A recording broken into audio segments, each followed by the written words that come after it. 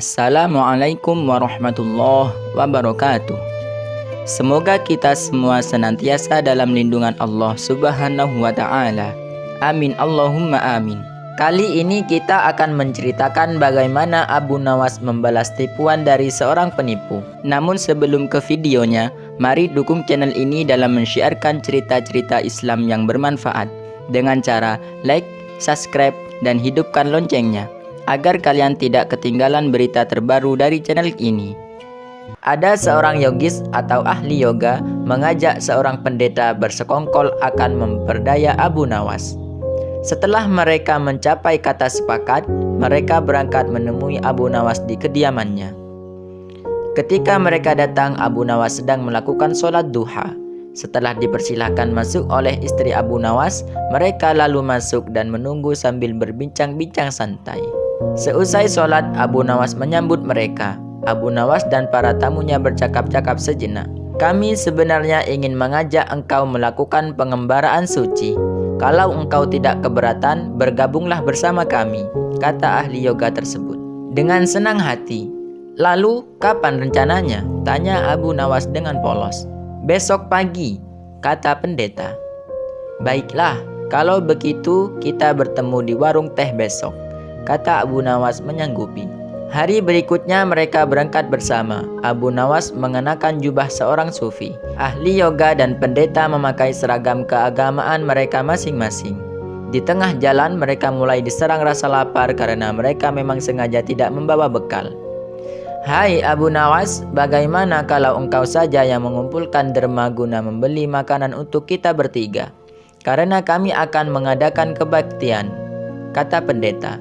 Tanpa banyak bicara, Abu Nawas berangkat mencari dan mengumpulkan derma dari dusun satu ke dusun yang lain. Setelah derma terkumpul, Abu Nawas membeli makanan yang cukup untuk 3 orang. Abu Nawas kembali ke pendeta dan ahli yoga dengan membawa makanan tersebut. Karena sudah tak sanggup menahan rasa lapar, Abu Nawas berkata, "Mari segera kita bagi makanan ini sekarang juga." "Jangan sekarang, kami sedang berpuasa," kata ahli yoga. "Tetapi aku hanya menginginkan bagianku saja, sedangkan bagian kalian terserah pada kalian," kata Abu Nawas menawarkan jalan keluar.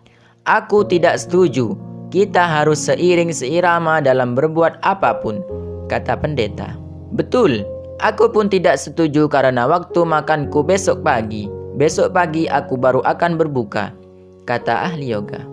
"Bukankah aku yang engkau jadikan alat pencari derma?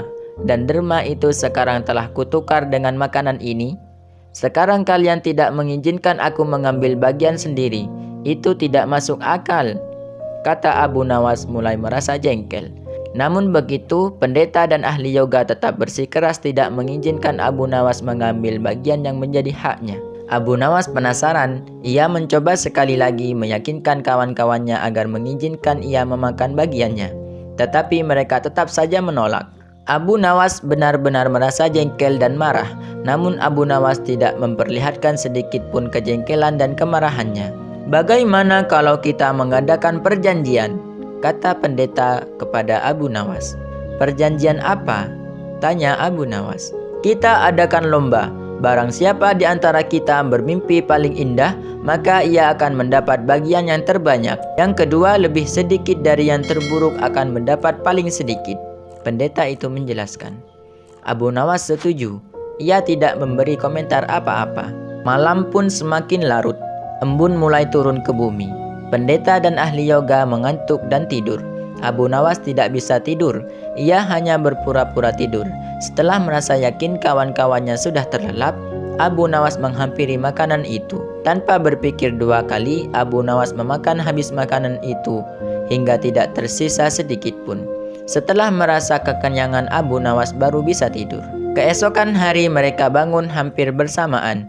Ahli yoga dengan wajah berseri-seri bercerita, "Tadi malam aku bermimpi memasuki sebuah taman yang mirip sekali dengan nirwana. Aku merasakan kenikmatan yang belum pernah kurasakan sebelumnya dalam hidup ini."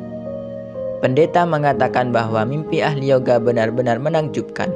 Betul-betul luar biasa. Kemudian giliran pendeta menceritakan mimpinya. "Aku seolah-olah menembus ruang dan waktu.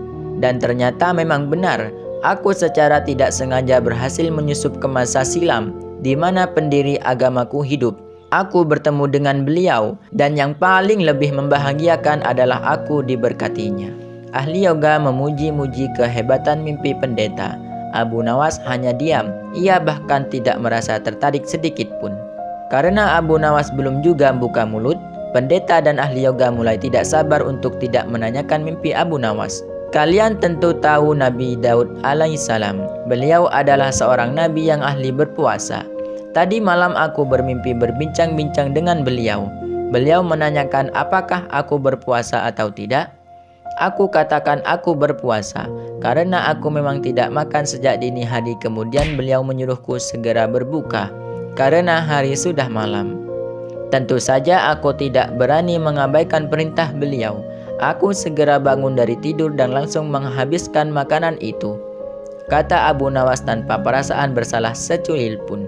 Sambil menahan rasa lapar yang menyayat-nyayat perut, pendeta dan ahli yoga saling berpandangan satu sama lain. Kejengkelan Abu Nawas pun terobati. Kini mereka sadar bahwa tidak ada gunanya coba-coba mempermainkan Abu Nawas. Pasti hanya akan mendapat celakanya sendiri. Wallahu a'lam bishawab. Terima kasih.